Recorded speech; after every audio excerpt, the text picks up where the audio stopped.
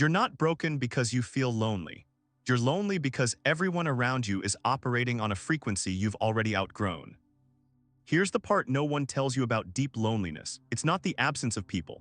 You can be surrounded by dozens of them at work, at parties, scrolling through hundreds of contacts, and still feel like you're on the other side of soundproof glass.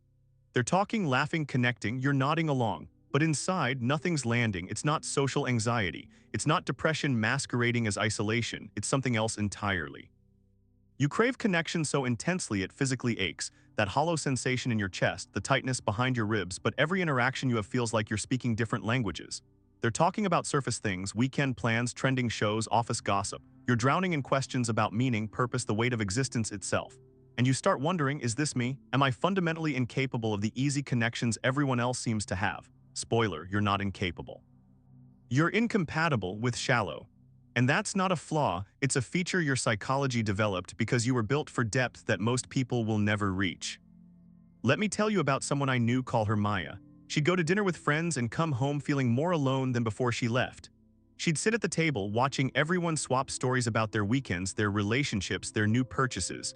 And she'd laugh at the right moments, ask the appropriate follow-up questions, but inside she was screaming. Because when she tried to steer conversation towards something real, the existential dread she felt at 3 a.m., the questions about whether any of this mattered, whether connection was even possible in a world this fragmented, she'd watch their eyes glaze over. They'd wait politely for her to finish, then pivot back to safe territory. After 2 years of this, she stopped initiating plans, not because she didn't want connection.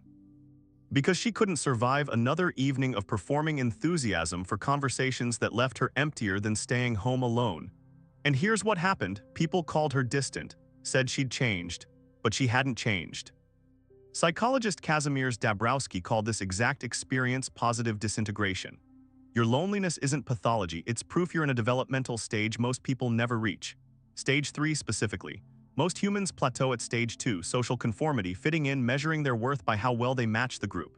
You've outgrown that. Your psyche is literally rejecting shallow connection the way your body rejects expired food. That hollow feeling after surface-level small talk. That's not you being broken. That's your nervous system telling you this interaction doesn't contain the nutrients you need. The depth you crave, conversations about meaning, vulnerability, the raw truth of being human, that's stage 4 consciousness. And here's the brutal part, stage 4 people are statistically rare, roughly 8 to 12% of the population, which means you're wired for a kind of connection that 88% of people you meet simply cannot provide, not because they're bad people. Because they're operating on a different frequency entirely. Your brain knows this, even if you don't consciously recognize it yet. Neuroscientist John Cacioppo spent decades studying loneliness and found something fascinating. The brain processes social isolation the same way it processes physical pain. But here's the twist his research revealed: your brain can distinguish between quantity and quality. Being around 20 surface-level acquaintances activates the same pain centers as being completely alone. But one single interaction with depth, a conversation where someone actually sees you, where you can drop the performance and speak the truth churning inside you, that interaction lights up your reward pathways like nothing else.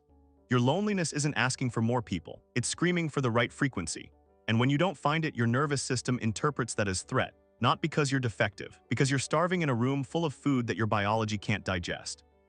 You need protein and everyone's handing you candy. Sure, it's technically calories, but it'll never satisfy the actual hunger. So you start doing what Maya did. You withdraw, not because you're antisocial or depressed, though people will diagnose you as both. You withdraw because you're conserving energy. Every shallow interaction costs you something. It requires you to code switch, to perform a version of yourself that can tolerate conversations about nothing, to smile and nod while your actual self is suffocating. And after enough of these interactions, you realize something dark. You feel more yourself, more whole, more alive sitting alone in your apartment at midnight than you do at a party surrounded by 50 people. That realization terrifies you at first.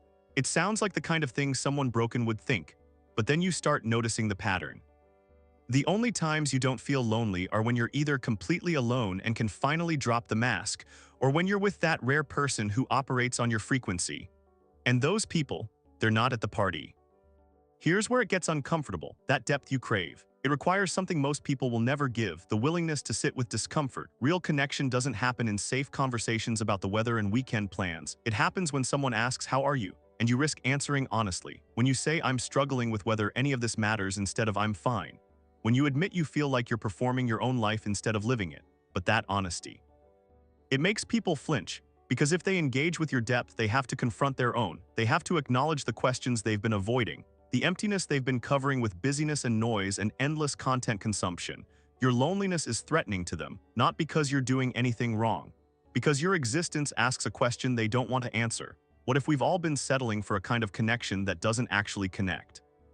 What if we've normalized profound isolation and called it community? Maya's turning point came when she stopped trying to fix herself and started seeing her loneliness as data. Instead of asking, why can't I just be normal and enjoy surface-level friendship, she started asking, what is this loneliness protecting me from? And she realized, it was protecting her from wasting her finite energy on connections that would never sustain her. It was a filtering mechanism. Her depth wasn't a bug, it was a feature that prevented her from investing in relationships that would leave her depleted. So she stopped going to events where she had to perform, stopped accepting invitations out of obligation. And yes, her social circle shrank dramatically, from 30 acquaintances to 3 real friends, but those 3, she could call them at 3 a.m. with the raw truth of what she was feeling, and they wouldn't change the subject. They'd sit in it with her. That's when her loneliness shifted. It didn't disappear, but it transformed from this constant ache into something more like clarity. She wasn't lonely because she lacked connection. The research backs this up in a way that should fundamentally change how we think about loneliness. Psychologist Sherry Turkle found that people report feeling more understood by their online connections with strangers who share their depth than by their in-person friends who don't. Not because digital communication is superior, but because frequency matters more than proximity. You can stand next to someone for hours and experience complete isolation. You can exchange 3 sentences with someone on your wavelength and feel profoundly seen. Your loneliness has been trying to teach you this the entire time. Stop optimizing for quantity. Stop believing the cultural narrative that more socializing equals less loneliness. You don't need a bigger social circle, you need a more honest one.